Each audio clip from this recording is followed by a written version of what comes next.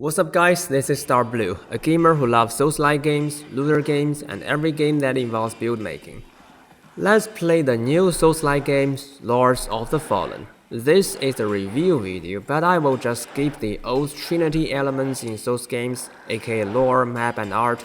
Well, you can review them yourself, no need for my opinion, so I choose to focus solely on combat. Don't forget to like and subscribe. Now let's dive right into it. So how will I analyze combat? I won't be talking about this game as it is now, but how it is designed and according to this design philosophy, what limit it could possibly reach. History has taught me that updates can make huge difference, so I think it's wiser to focus on this potential. So in short, in typical Souls games, we expect boss fights to be true challenges, while map exploration to be more fun and relaxation. But their roles exchange in Lords of the Fallen. Map exploration, especially the combat you encounter during exploration, are designed to test your combat ability. They are designed to be hard. That's why you see so many enemies in a narrow path. Also, in New Game Plus, all vestiges, aka bonfire in this game, simply disappear, so you can only plant your own vestige.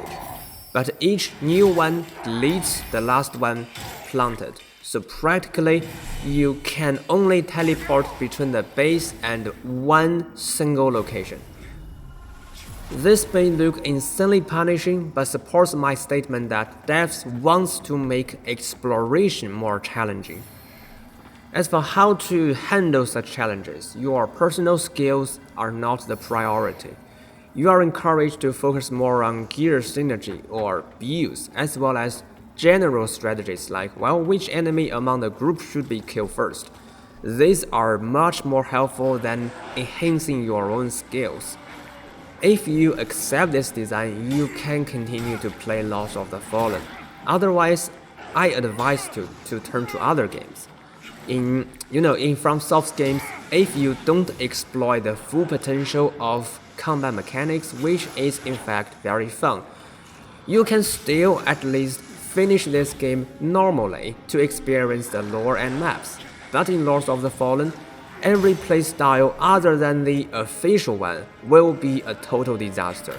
And sadly, devs never explain their design decisions in this game. So I am here to tell you the truth. I'm not saying this game is bad, it's fun as long as you play it in the correct way. Next, I will break down all the combat mechanics in this game to further support my argument. I won't be talking about builds or RPG elements since you can easily find videos or posts about some insane builds like Radiant's poster build or crossbow build. But combat design can only be correctly analyzed by experienced Souls players like me, so let me give you some unique information.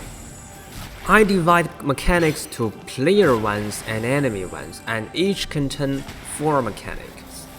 The first set of player mechanics is basic movesets. You have traditional light attacks, heavy attacks, and charge attacks. There are also cakes and a special attack. It's somewhat like martial arts, but much simpler and doesn't cost anything other than stamina. What's special here is that Lords of the Fallen is very generous of impact, which is a hidden value describing the stagger animation of the enemy hit by your attacks. In other games, I only expect heavy weapons to be able to knock enemies down, with only a small number of attacks. But in Lords of the Fallen, even some light weapons can do it with the help of special attack, for example, flails. Then we have range attacks. They are divided into physical attacks and sorceries. The former cost ammunition and the latter cost mana. However, they are not consumables that you need to farm or buy. They are simply something like your health or stamina, a resource meant to be spent. They even replenish each time you rest, so it's clear that this is the tool you are given to overcome challenging exploration combats.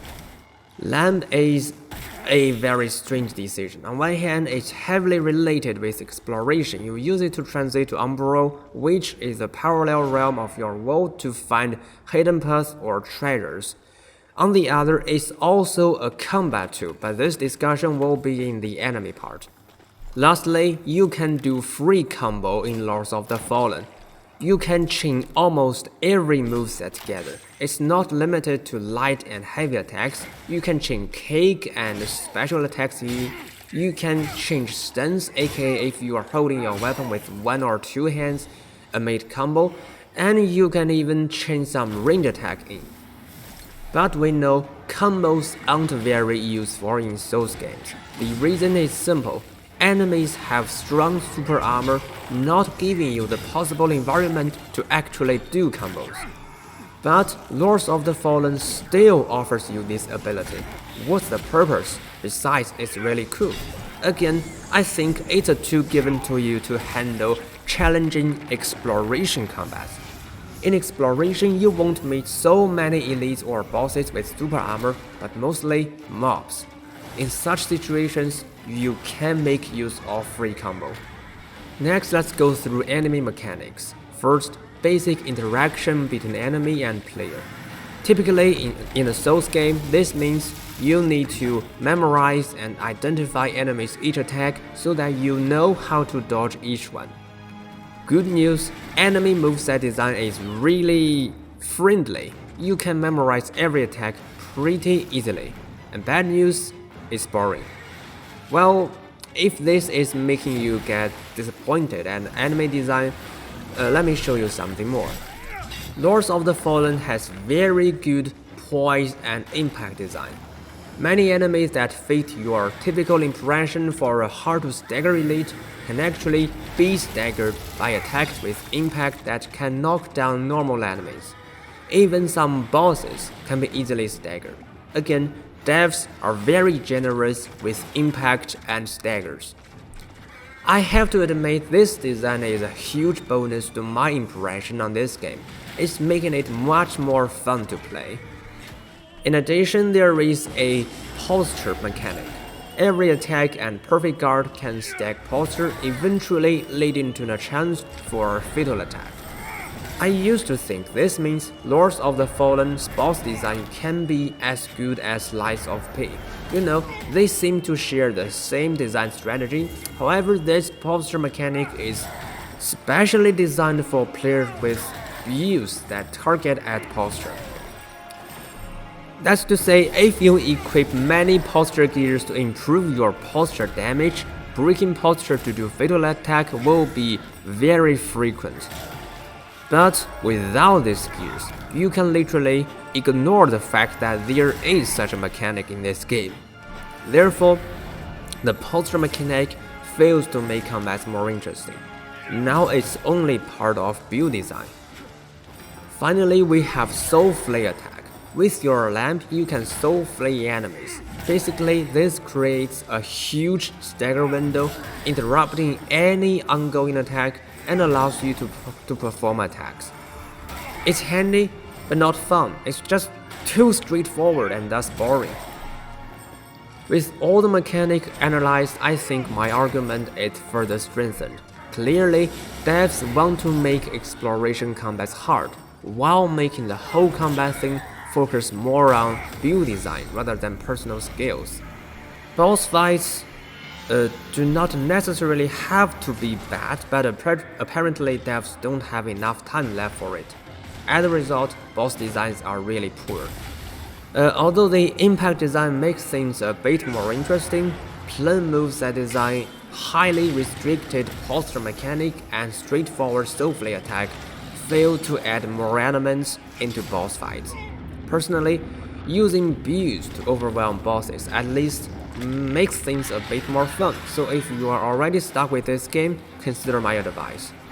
In general, if you like to have some challenges during exploration and prefer build-centric combat to skill-centric combat, Lords of the Fallen is a good game, but it's bounded with this official playstyle. So if you don't like this specific way to play, don't buy it. It's not a game for everyone. And again, I want to criticize devs for not making it clear the correct way to play Lords of the Fallen. They have wasted many players' money and time. They wouldn't even have to play this game if they knew in advance the official playstyle. If you like my story or want to join me into depth of games, remember to like and subscribe. Thanks for watching, see you around.